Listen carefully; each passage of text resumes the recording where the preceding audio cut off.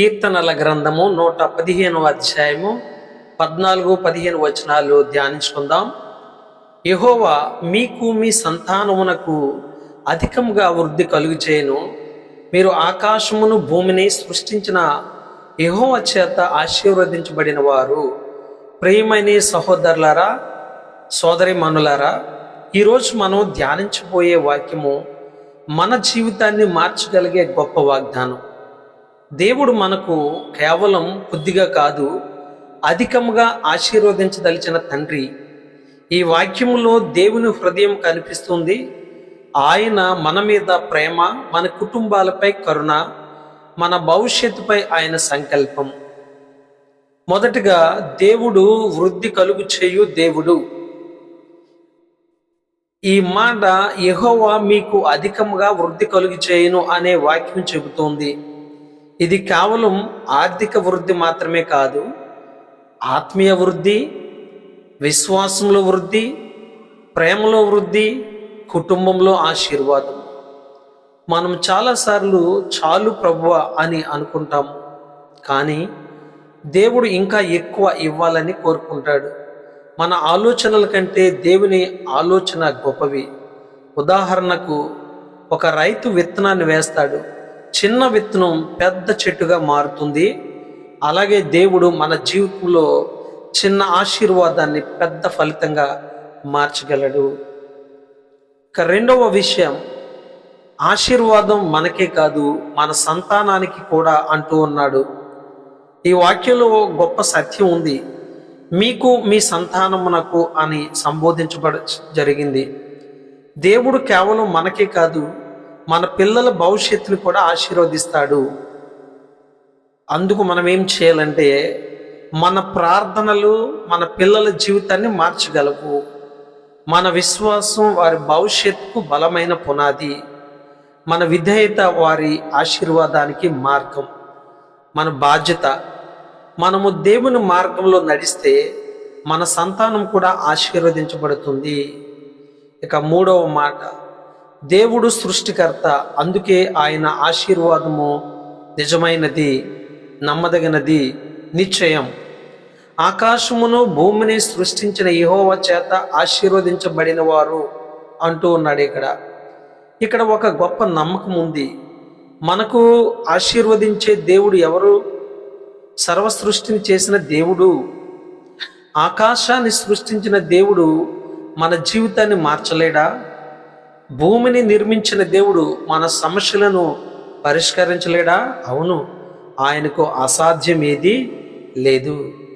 ఇక నాలుగవ మాటగా చూస్తే, దేవుని ఆశీర్వాదము ఎల్లప్పుడూ పెరుగుతూనే ఉంటుంది. దేవుని ఆశీర్వాదం తగ్గదు, ఆగదు, అది పెరుగుతూ ఉంటుంది. కొన్నిసార్లు మనము ఆలస్యం అనుభవిస్తాము, కానీ ఆలస్యం అనేది నిరాకరణ కాదు, తిరస్కారం కాదు, కానీ దేవుడు సమయానికి పనిచేస్తాడు. మనకు సరైన సమయంలో దేవుడు ఆశీర్వాదం ఇస్తాడు. ఐదవ మాటగా, మనం చేయవలసింది ఏమిటి? ఒకటి, విశ్వాసంతో ఉండాలి. దేవుడు చెప్పిన వాగ్దానాలను నమ్మాలి. రెండవదిగా, విధేయతతో నడవాలి. దేవుని వాక్యానికి విధేయులవ్వాలి. మూడవ మాటగా, కృతజ్ఞతతో జీవించాలి. ఇప్పటికే ఉన్న ఆశీర్వాదాలను గుర్తుంచుకోవాలి. నాలుగవ మాట, ప్రార్థనలో నిలకడగా ఉండాలి. మన కోసం, మన కుటుంబం కోసం నిత్యము ప్రార్థిస్తూ ఉండాలి. ఆరవ మాట, ఆశీర్వాదాన్ని అడ్డుకునే విషయాలు చాలా ప్రాముఖ్యమైనవి. ఎందుకు దేవుని ఆశీర్వాదాలు మనం పొందుకోలేకపోతున్నాం అనేవి కొన్ని ముఖ్యమైన విషయాలు ధ్యానించుకుందాం. అనుమానం, రెండవది భయం, మూడవది పాపం, నాలుగవది నిరుత్సాహం. ఇవి మన ఆశీర్వాదాన్ని తగ్గిస్తాయి. కానీ దేవుని దగ్గరికి వచ్చి మారితే ఆయన మళ్ళీ ఆశీర్వదిస్తాడు. ఏడవ మాట, ప్రాక్టికల్ అప్లికేషన్. అంటే మన జీవితం ప్రాక్టికల్గా ఉండాలి. ఎలా అంటే, ఈ వాక్యాన్ని మన జీవితంలో ఎలా ఉపయోగించాలి అంటే, కొన్ని విషయాలు నేను చెప్తున్నాను, జాగ్రత్తగా గమనించండి ప్రియులారా. ప్రతిరోజు ఈ వాక్యాన్ని మీ కుటుంబంలో ప్రకటించండి. రెండవదిగా, మీ కుటుంబం మీద ఆశీర్వాద వచనాలు పలకండి. మూడవదిగా మీ పిల్లల కోసం ప్రార్థించండి. నాలుగవదిగా మీ పరిస్థితులు ఎలా ఉన్నా దేవునిపై విశ్వాసం ఉంచండి.